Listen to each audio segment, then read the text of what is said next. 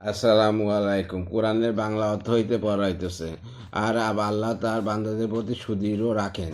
16 যারা বলে, হে আমাদের পালনকর্তা, আমরা ঈমান এনেছি, কাজেই আমাদের গুনাহ ক্ষমা করে দাও আর আমাদেরকে দুর্যোগের আযাব হইতে রক্ষা করো। 17 তারা ধৈর্য ধারণকারী, সৎপথে ব্যয়কারী এবং সেটাতে ক্ষমা প্রার্থনাকারী। 18 আল্লাহ সাক্ষ্য দিয়াছেন, তাকে ছাড়া আর কোনো উপাস্য নেই। ফেরেশতাগণ, ন্যায়নিষ্ঠ জ্ঞানীগণও সাক্ষ্য দিয়াছেন যে তিনি ছাড়া আর কোনো ইলাহ নেই। তিনি মহাকর্মশালী, প্রজ্ঞাময়। 1 19 আছে, নিঃসন্দেহে আল্লাহর নিকট গ্রহণযোগ্য দিন একমাত্র ইসলাম। আর যাদের কিতাব দেওয়া হইয়াছে তাদের নিকট প্রকৃত জ্ঞান আসার পরও তারা মতবিরোধে লিপ্ত হইয়াছে, শুধু পরস্পর বিদ্বেষবশত। যারা আল্লাহর নির্দেশসমূহের প্রতি কুফরি করে, তাদের জন্য জানা উচিত নিশ্চিতরূপে আল্লাহ হিসাব গ্রহণে অত্যন্ত দ্রুত। 20 যদি তারা তোমার সাথে বিতর্কে অবতীর্ণ হয় তবে বলে দাও, আমি এবং আমার অনুসারীগণ আল্লাহর প্রতি আত্মসমর্পণ করিয়াছি। আর আহলে কিতাবদের এবং নিরক্ষরদের বলে দাও যে তোমরাও আত্মসমর্পণ করেছ। তখন যদি তারা আত্মসমর্পণ করে তবে সরল পথ প্রাপ্ত হলো।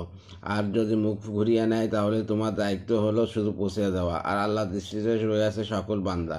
3 রুকু 21 যারা আল্লাহর নির্দেশনাগুলো অস্বীকার করে, পয়গম্বরদের তাহা করে অন্যায়ভাবে, আর যে সেই সব লোককে হত্যা করে যারা অন্যায়পরতার নির্দেশ দেয়, তাদের বেদনাদায়ক শাস্তির সুসংবাদ দিন। 2 22 হচ্ছে, এরাই হলো সেই লোক যাদের সমগ্র আমল দুনিয়া ও আখিরাতে উভয় লোকেই বিনষ্ট হয়ে গেছে, পক্ষান্তরে তাদের কোনো সাহায্যকারীও নেই। 23 আপনি কি তাদের দেখেননি যারা কিতাবের কিছু অংশ পেয়েছে? আল্লাহর কিতাবের প্রতি তাদের আহ্বান করা হইয়াছিল যাতে তাদের মধ্যে মীমাংসা করা যায়। টিকা যখন নাজরান প্রতিনিধি দল রাসূলুল্লাহ সাল্লাল্লাহু আলাইহি ওয়াসাল্লামের সাথে বিতর্কের উদ্দেশ্যে মদিনার দিকে যাত্রা করে, তখন আবুল হারেসা খচ্চরের পিঠে ছিল। খচ্চর হোঁচট খাওয়ার সময় তার বড় ভাই কুরুস মোহাম্মদ ধ্বংস হোক, নাউজুবিল্লাহ বলে ওঠে।